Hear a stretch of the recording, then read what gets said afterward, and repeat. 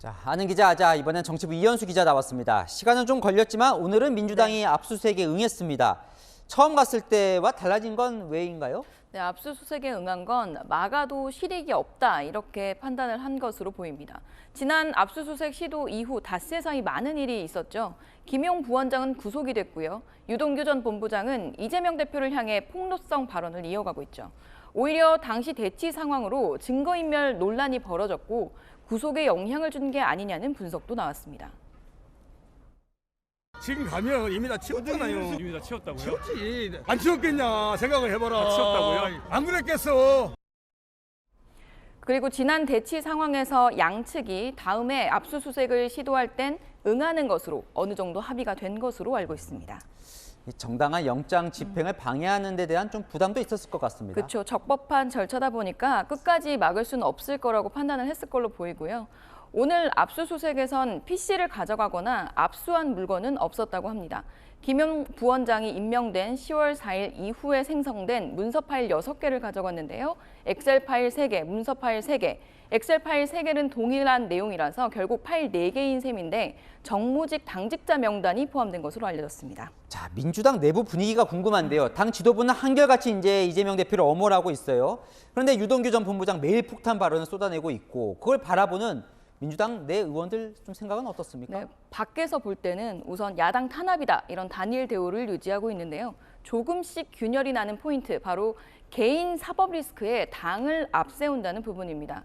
이재명 대표는 민생 메시지를 내고 있고 친명계인 박홍근 원내대표나 조정식 사무총장이 더 앞장서서 해명에 나서고 있거든요. 단적으로 오늘 국정감사 마지막 날 종합감사를 하는 날인데 국정감사 보이콧 여부를 논의하는 자리에서 한 중진 의원이 의원총회장에서 국정감사를 예정대로 하자 이렇게 주장한 것으로 알려졌습니다. 또 이재명 대표 퇴진을 공개 요구했던 김혜영 전 최고위원은 오늘 또 특정인을 지키기 위한 것이라면 단일 대우에 동의할 수 없다라는 글을 썼습니다. 자, 이제 칼날이 정진상 부실장으로 향하고 있는 것 같은데요. 정 부시장은 요즘 어떻게 출근을 합니까? 당에 문의를 하면 정상적으로 출근을 하고 있다고 답을 합니다. 네. 그런데 막상 가보면 자리에는 없고요.